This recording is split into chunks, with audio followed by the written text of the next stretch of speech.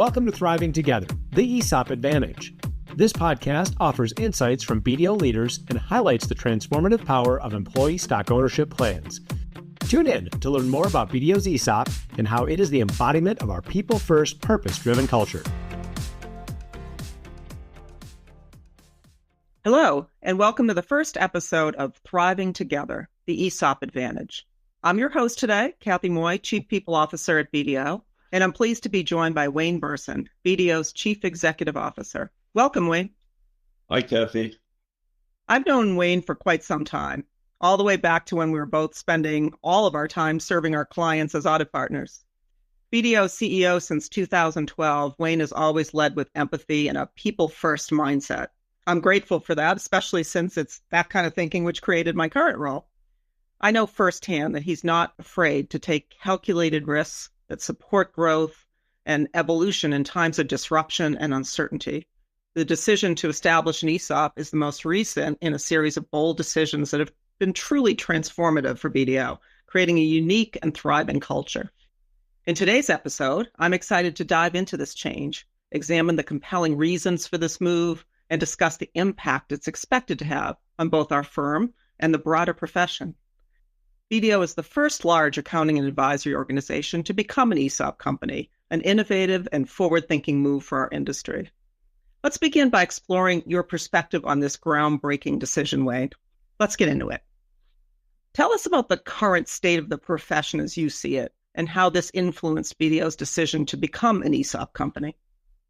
Thanks, Kathy. And as you know, the ESOP is obviously one of my favorite topics to discuss. I think from my side, I look at the profession and there's a tremendous shortage of people. The talent shortage is just going to get worse if people don't do anything about it. And at BDO, what we decided to do was look into ways we can address this shortage. We're not going to be able to do it on our own, but there's got to be a way to make changes. You know, if you look at the staff turnover in our industry, last year, the AICPA said there was 39% turnover amongst the 44,000 firms in America. But then if you go further and you look at the ESOPs in the world, or in America, let's say, there's 6,000 ESOPs, and the average turnover last year was 5.9%. So clearly that was a good result. Now, put that aside for a second. We had to address this talent shortage, and we had to come up with a plan for what we were going to do to make sure we could retain and recruit people. We looked at a number of options, looking at the various options that were out there, one of them being the status quo. We didn't have to do anything.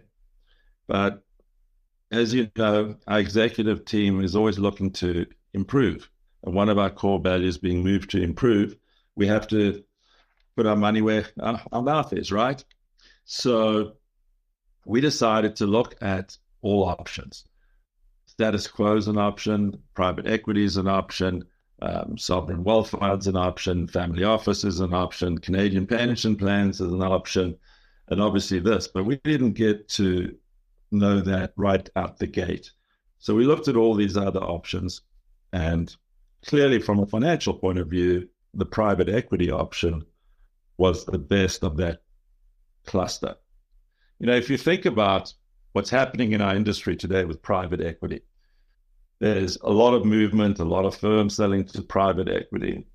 That was attractive for our principals as well. We could have done a private equity deal, but at the end of the day, it just doesn't work for everyone. And it was important, as you know, the executive team and the board of directors both felt every person has to win. I believe that thought process of how you look at the decisions we made is really showing it is a people-first environment. And I believe our people want to see and work in a place that has a mission to help others as well. So for me, it was a pretty easy one. And why shouldn't everyone share in the benefits of a successful firm and helping the firm grow? And I know you believe in this the same way I do. So it was an easy decision for us as we looked further down the road and analyze the generations and what people want to do today versus when you and I started in public accounting. So I think the ESOP addresses both those sides, giving people a piece of the action of helping grow BDOs.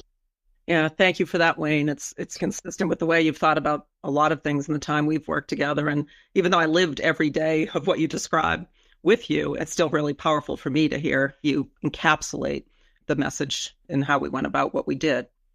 You often speak about how important culture is to BDO strategy. In fact, it's the foundational letter C element of our strategic plan, CLIMB. Can you speak to how the ESOP was the natural evolution of BDO strategy and critical to building up a people-first business? Yeah, sure, Kathy. Culture is definitely first. And when we looked at developing a new strategy, we started from scratch. We went from top to bottom to get input. And this is going back to 2012. We did a lot of focus groups with everyone in the firm. I think what you've got to realize is you can't dictate to people how everything has to work. You've got to want people to believe in the plan. They've got to understand what's going on and how everyone benefits. So it was easy to put it together.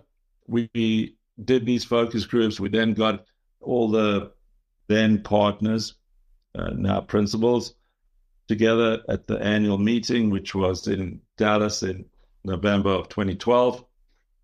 And we walked around the boardroom with yellow Post-its and put on little words, as you remember, on these stickies and put it on the wall. And we pieced it all together in various themes. And a number of themes came out, obviously the 5 letters of CLIMB. But at that stage, we never had the word. So we were just looking at everything. But it was clear that culture was first. And remember, culture, C is culture and unity. It's that unity inside the firm. So as we worked through it and filled out the rest of the letters, someone put it all together. It was all jumbled up and said, if you move these things around, you end up with a 5-letter word calling it CLIMB. And it actually stuck. But we were adamant that the culture had to be first because you have to have the right people on the bus, as Jim Collins in his book, Good to Great says. And I believe we do have that. We've talked a lot about kind of a necessarily internal focus, the structure of the ESOP, the alternatives we had, what it does for our people, what it could do to help us continue to attract great talent. But we haven't yet talked about clients. How do you see it? Do you see the impact of the ESOP on our clients? And if you do, in what ways? We do have a number of clients that they themselves are ESOPs. So they were excited to see that this is something that we went down the same road as them. I would say for a client, if you have a happy engagement team, it's going to be better for the client. And if we go down this road and are able to reward our employees based on performance of the firm, creates a happy environment inside BDO. So I think when you do that and you retain your people, that makes a big difference to a team that's going to go service a client. You've been in your role quite a while and really shaped the growth of the firm. And looking back and now thinking about this most recent major move we've made in creating the ESOP, what does it mean to you? And what does it mean to you to be at BDO and to lead through this transformation for us and really for our profession? Good question, Kathy. Certainly, I'm very proud to be the CEO of a 114-year-old firm. It's not something that I set out to become at the beginning, but I am proud to lead the firm. But I would say that's one part. some of the decisions that have had to be made over the last 12 years, I feel very proud of. This ESOP is definitely one of them because it was an outside-the-box thinking that had to be done by our executive team and board of directors in, planning and then going and executing on this. So that was important. It's a difficult thing to execute on. It's not straightforward, and I believe that's why a number of firms have elected to do private equity deals, because the private equity side does the work. In this situation, we had to do the work. But I'd still come back to the people aspect and how you can not go down this road when that is an option. I think we have a great team.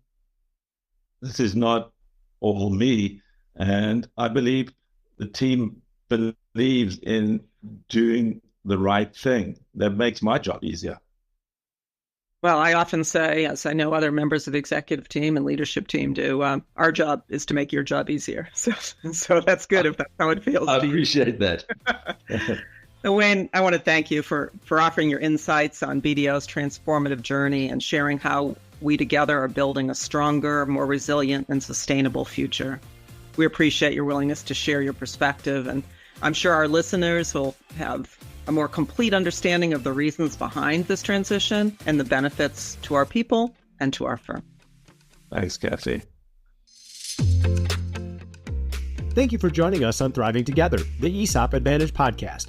Episodes, resources, and contact information associated with this podcast are available at bdo.com/ESOP.